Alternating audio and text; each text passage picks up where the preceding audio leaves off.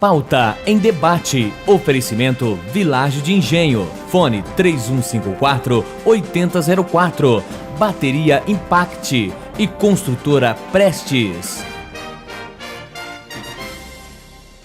Olá, boa noite. Boa noite para você, meu amigo. Boa noite para você, minha amiga que está nos assistindo pelo Canal 7 aqui na região de Londrina, pela nossa querida TV Tropical, Canal 7. Também boa noite para você que está em Maringá, nos assistindo pelo Canal 15. Boa noite para você de Campo Mourão e região que nos assiste pelo Canal 12. E para você também de Cianorte e região que nos assiste pelo Canal 46. Uma ótima noite. Boa noite também para você de todo o oeste do estado do Paraná, que nos assiste pelo Canal 33 de Foz do Iguaçu.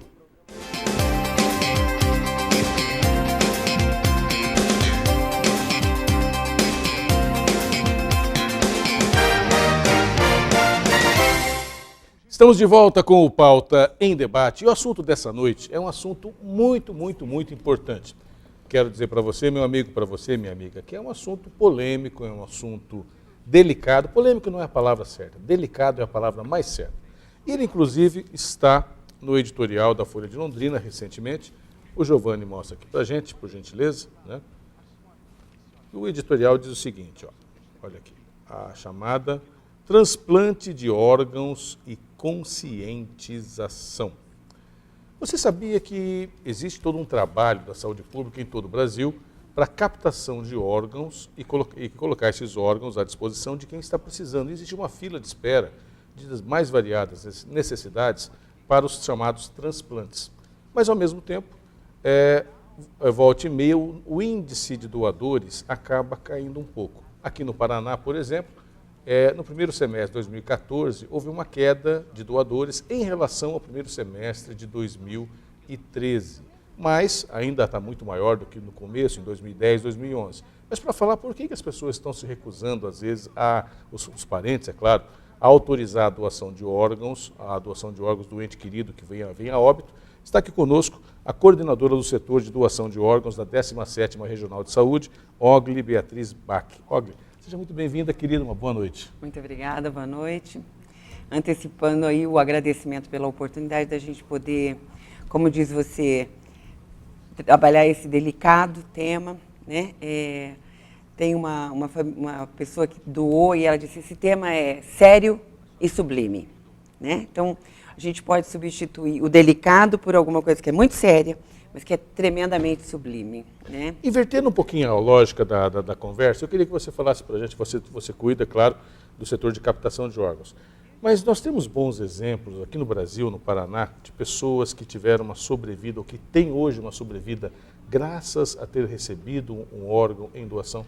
Muitas, né? Quer dizer, principalmente os transplantes de rim, transplantes de coração, hoje a questão do transplante de fígado, com excelentes resultados, com pessoas que têm trabalhado com a gente no sentido de serem divulgadores do benefício, né? E pessoas que resgataram a sua vida, retomaram a sua vida laboral, a sua profissão, e hoje conseguem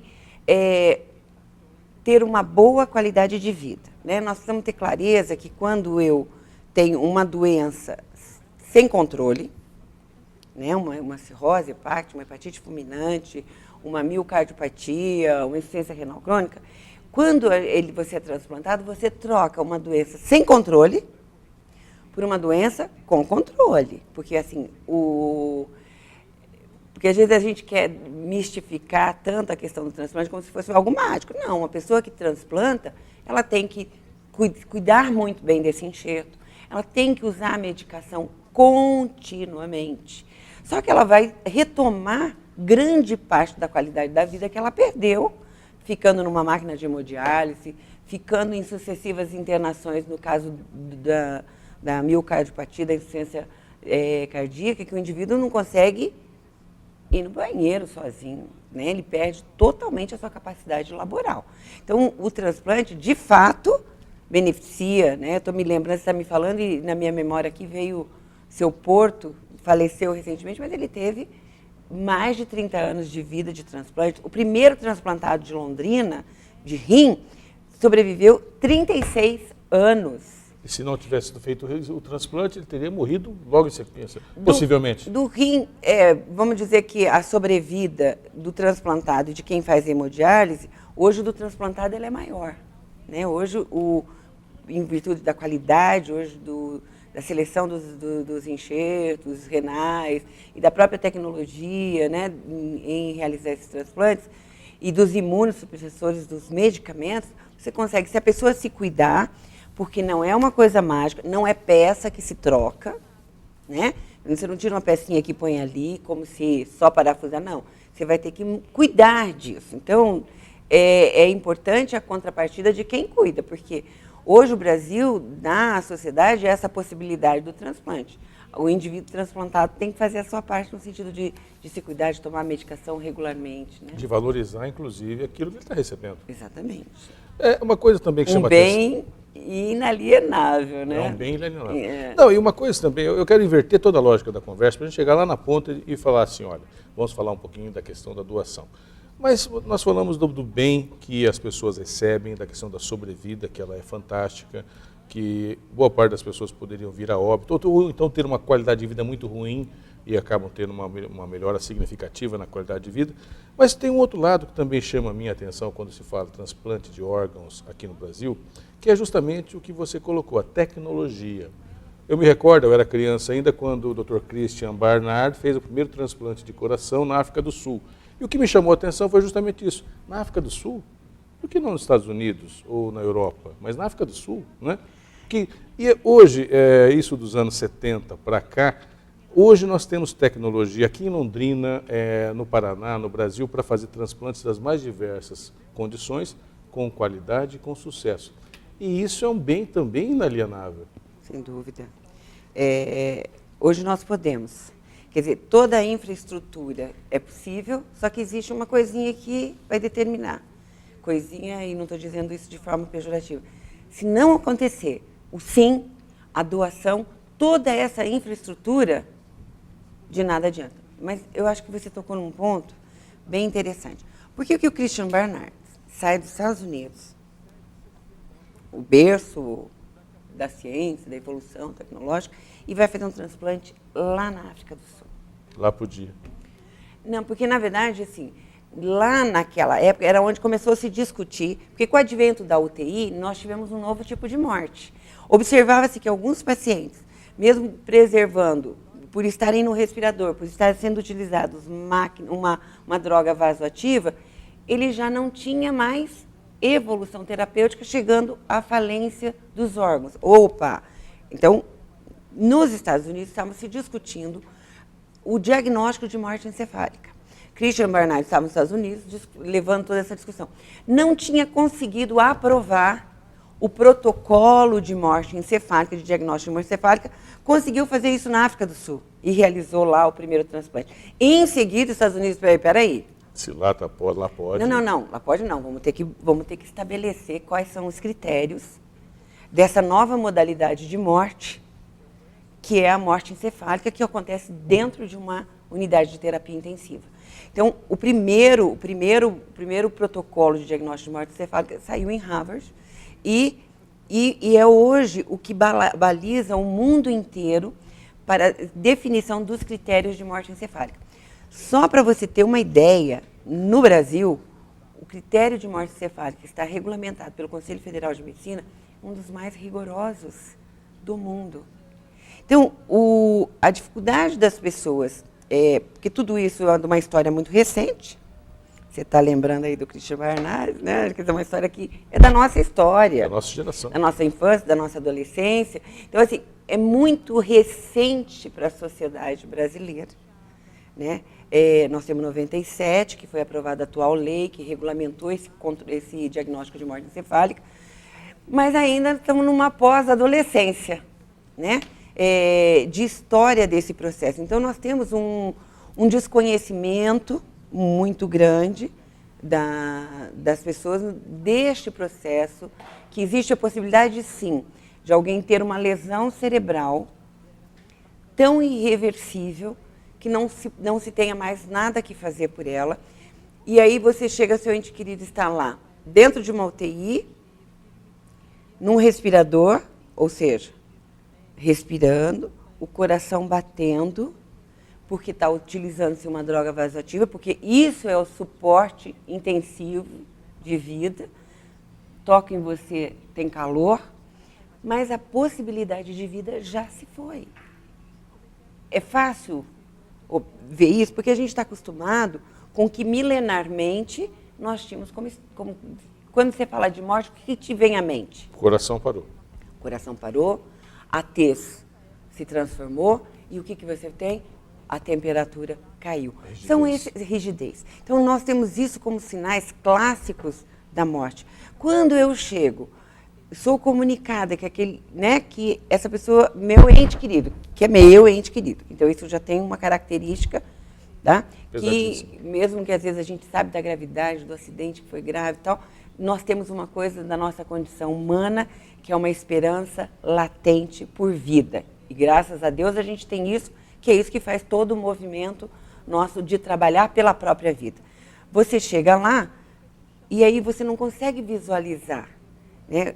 Estão dizendo para você, olha, o cérebro dele, a parte mais vital deste cérebro foi lesada. E cérebro, gente, não tem, quando você lesa as partes nobres do cérebro, elas não são possíveis de serem revitalizadas. Então, um cérebro que não tem mais capacidade de revitalização é um cérebro morto. Quem manda todo, né, que é o bulbo, quem manda todo o comando vital para o nosso organismo é o cérebro. Quando ele acaba, é que nem pensar se a Itaipu fechar todas as suas comportas.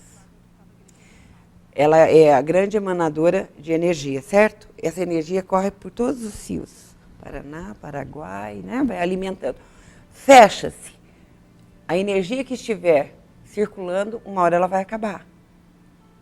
E vai falir todo o processo de alimentação de energia, onde ela alimenta. Da mesma forma o nosso cérebro. Enquanto ele está mandando esse comando vital, os órgãos estão funcionando. Então o coração está funcionando, o rim está funcionando, o fígado, porque a gente tem um comando vital.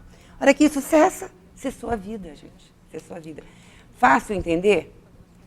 Não é fácil, porque envolve... Compreender isso fora da circunstância de que é o meu ente querido é até razoável. Né? Mas, assim, compreender isso naquele momento em que é a minha mãe, que é o meu pai, que é o meu filho que saiu para uma balada e que agora está lá, não é uma situação fácil. Por isso que eu acho que é a situação mais drástica, mais dramática da nossa condição humana. Ogre, a gente está lendo aqui, o ano passado o Estado recebeu 623 notificações de possíveis doadores.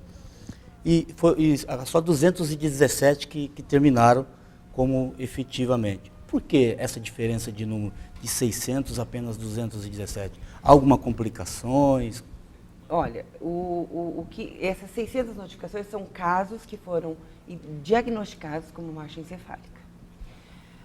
Daqui, entre a notificação e o sim ou não da família, nós temos um diagnóstico para ser feito, uma manutenção para ser feita desse potencial doador. Primeiro, uma manutenção para a própria vida. No momento em que ele não tem mais condição, existe algo que se chama manutenção deste potencial doador, né? E existem as complicações do próprio quadro do paciente. Um paciente que sofre um trauma, um TCE, um traumatismo craniano grave, às vezes a lesão é tão grave que você não consegue chegar ao fim deste processo. Mas o que é alarmante é que grande parte, Josmar, das pessoas que fecham o protocolo, que chegam, que seriam possíveis doadores, nós temos uma negativa, uma recusa ainda grande. Né? A média brasileira está em torno de 46% de recusa. Paraná, nós ficamos com 52%. Londrina, nós chegamos no início, no nosso primeiro quadrimestre aqui, em 70% de recusa familiar. De pessoas que pese os médicos... É importante, eu vou explicar. Que pessoas que os médicos chegam e digam, seu ente querido não tem mais condição, tem morte cefálica já detectada. Diagnóstico é uma questão apenas colocado. De tempo ou de desligar a máquina, ou do tempo para ele ir a óbito total, ou ele já está em óbito, mas na verdade ele vai evoluir para uma parada cardíaca, enfim, não vai sobreviver. 70% das pessoas aqui em Londrina, 52% no Paraná e 46% no Brasil dizem que, ainda assim que não, eu não vou doar o órgão, muito possivelmente porque espera a recuperação. Só para a gente entender, até para as pessoas que estão em casa, desse total de 623 notificações, alguma delas evoluiu, se resgatou, voltou para casa, voltou a viver, continua vivo até hoje? Todos estavam realmente mortos. Das notificações. Infelizmente, estavam todos mortos, as notificações de morte cefálica estavam corretas. Graças a Deus, né? Porque eu acho que essa é uma questão que tem que ficar muito clara, é a credibilidade, a seriedade com que esse processo é feito, né? É de competência da equipe da terapia intensiva, de médicos intensivistas e de neurologistas de cada serviço, a responsabilidade de fazer esse diagnóstico, certo? No momento em que o diagnóstico está pronto, é que nós somos chamados a avaliar se é possível ser doador ou não.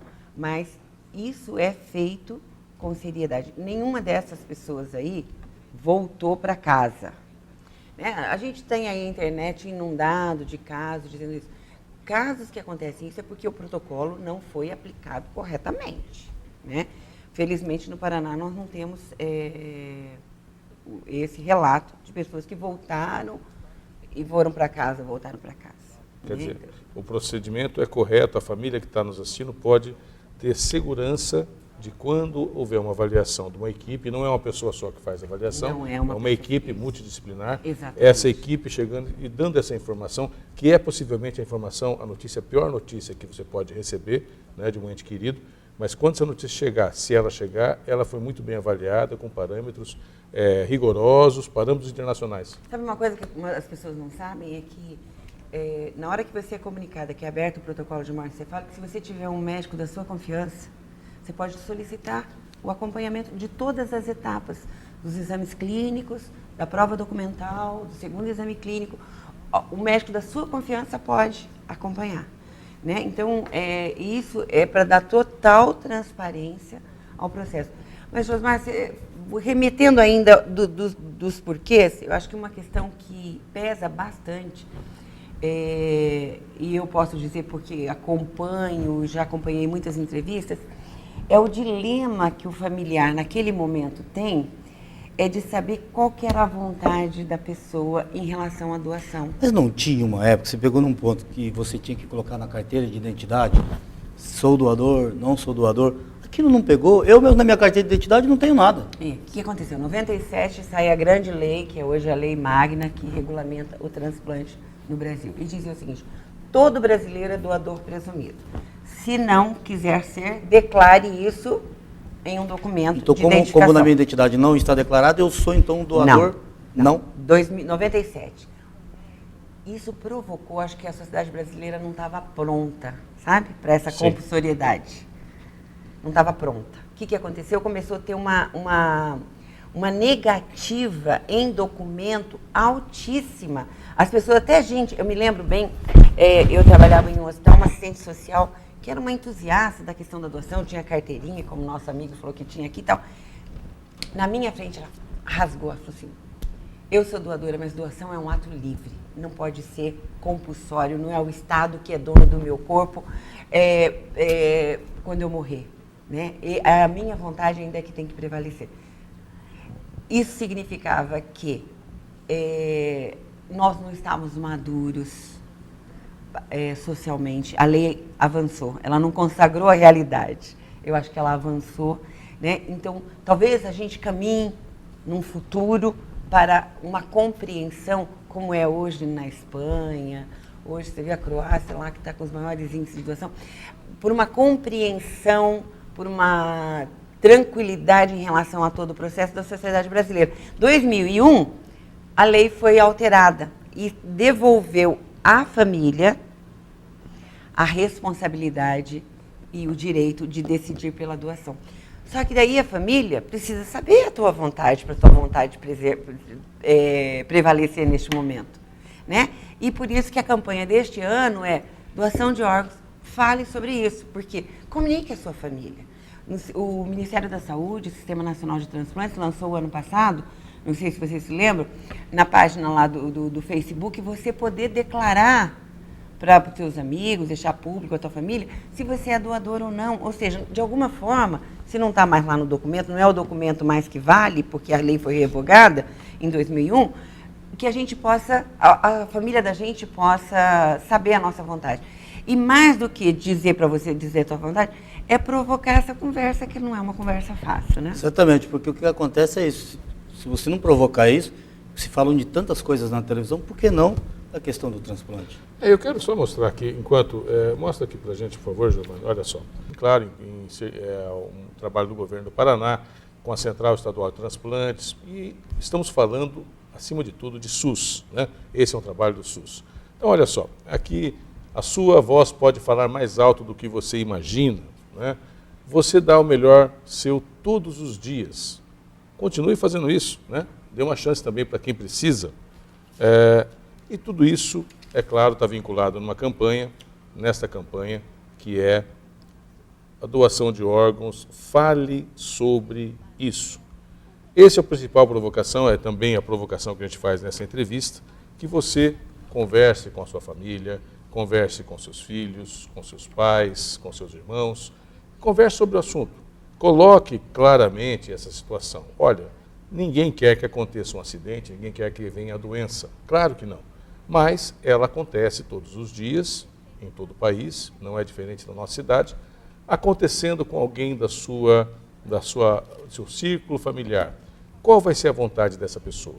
Você vai poder chegar e para a equipe, quando a equipe lhe disser uma situação como essa, eu espero que nunca aconteça com você, mas se acontecer, você vai poder falar, olha, o meu filho, o meu pai, o meu irmão, a minha mãe era doador, queria doar seus órgãos, até porque quer dar também uma chance para quem mais precisa. É uma conversa delicada e difícil, mas é necessária, óbvio. É inerente à nossa condição humana, né? É inerente à nossa condição humana. Invariavelmente, nós vamos passar pela morte nossa e de algum dos nossos entes queridos. Isso está escrito, né? Por um outro lado, eu vou ser consultada sobre a possibilidade de ser doador ou não. Nós falamos da morte encefálica, que é uma morte que é mais difícil de ser compreendida, mas, por exemplo, o Paraná tinha zerado a fila de córneas, que é quando você está lá com aquela morte que nós já conhecemos como clássica. Parou o coração, parou de respirar, né? E nós voltamos a ter também fila, que é onde você pode ser doador de córneas, pode ser doador de coração para válvulas, outro tipo de doação. Então, eu acho que nós vivemos, a gente tem que conversar, principalmente, sobre a questão do valor solidário, do valor moral, do valor ético, do valor espiritual, que é a doação. Porque eu acho que a gente tem que pensar na doação como um valor a ser cultivado. Você pode ser doador em vários momentos da sua vida. Você pode doar sangue, hoje, lá. Você pode ser doador de medula. Você pode ser doador de órgãos. É difícil falar sobre doação de órgãos porque as pessoas associam. Nossa, eu não quero falar isso porque eu tenho que falar de morte. Não quero nem pensar nisso. Não vamos falar em morte, não, para ela não bater na nossa porta. Não chama morte, não. Mas ela vem sem a gente chamar. Agora, quanto melhor nós estivermos organizados e preparados para ela, no sentido desse nosso testamento vivo estar pronto, né? Da mesma forma como quem tem uma grande fortuna se organiza, né, num testamento para dizer a destinação dos seus bens, quanto maior esse grande bem que nós recebemos, que é a própria vida, que é a vida do nosso corpo, por que não podemos fazer um testamento no sentido de dizer a nossa vontade? E vou te dizer uma coisa, para mim é muito claro que doação é algo voluntário, fruto do desejo e da decisão. Qualquer coisa fora disso, a despeito do quanto a gente sabe de quantas pessoas que podem ser salvas, da necessidade, qualquer um de nós, pelo índice de hipertensão e diabetes que nós temos na nossa população hoje, muitos vão precisar de um rim, de fígado. Então, quer dizer, isso vai nos acometer e pode acometer qualquer um de nós, a nós mesmos, alguém da nossa família. Mas, independente disso, a doação é um ato voluntário e de decisão. Decida, pensa com o coração, né? Então, inclusive a nossa logo é um coraçãozinho com uma boca. Mas assim, pensa essa questão com o coração, pensa com carinho. Você viu, o ano passado, o Chiquinho Scarpa pegou um carro lá, carésimo, e enterrou. Quer dizer, gente, é isso que nós fazemos quando a gente não pensa nessa possibilidade. Agora, independente disso, eu acho assim, é um bem que nós temos. A vida do nosso corpo é um bem. Se eu me preocupo em dizer o destino das minhas joias, do meu terreno, da minha casa, por que não pensar sobre o destino do meu corpo? Quero agradecer a presença da coordenadora do setor de doação de órgãos da 17ª Regional de Saúde, Ogli Beatriz Bach, e nessa conversa gostosa, uma conversa de um tema delicadíssimo, mas abordado de uma maneira muito espontânea pela Ogli. Muito obrigado, Ogli, pela presença. E, é claro, a Secretaria vai fazer toda uma campanha e nós somos parceiros também nessa divulgação. Muito obrigada. Agradeço em nome principalmente daqueles que estão numa fila, nutrindo a esperança, né, de ver a sua hora chegar para um transplante. A gente vai para o intervalo comercial, daqui a pouquinho mais informações aqui no Pauta em Debate. Um minutinho só, eu já volto.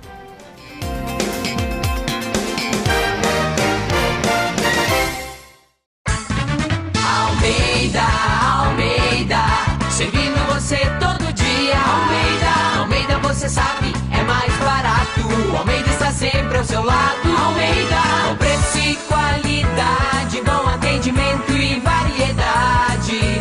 Almeida servindo você todo dia. Almeida Mercados. Almeida Mercados, servindo você. Almeida. Você vai conhecer agora um ótimo lugar para a sua família morar. Residencial Vista Alegre.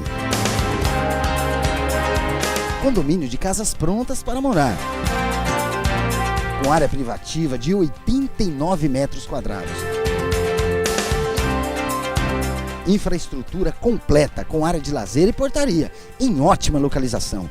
Na Avenida Brasil, em Cambé, com fácil acesso para toda a região. Residencial Vista Alegre, incorporação Construblock. Vendas Imobiliária Condor, ou pelo fone 3254-3424. Mizumi Veículos e L200 Triton, o melhor 4x4. Almeida, servindo você todo dia. Almeida, você sabe, é mais barato. Almeida está sempre ao seu lado. Almeida, com preço e qualidade, bom atendimento e variedade.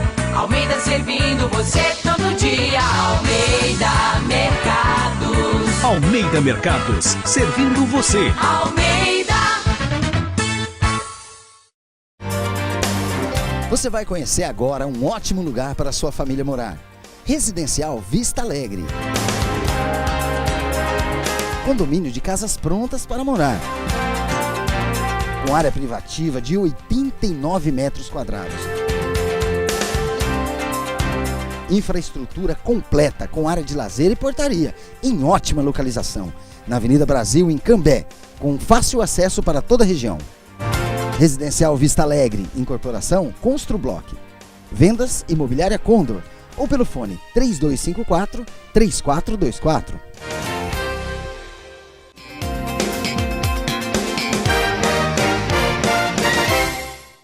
Quero agradecer a sua audiência, o carinho da sua sintonia, meu amigo, para você também, minha amiga.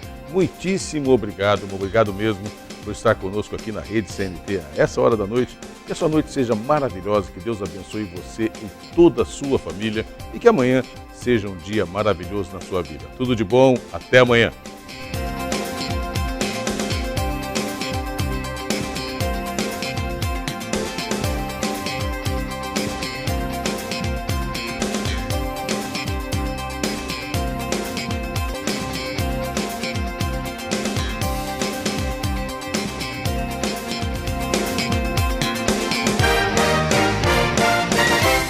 Pauta em Debate. Oferecimento Vilagem de Engenho. Fone 3154-8004. Bateria Impact e Construtora Prestes.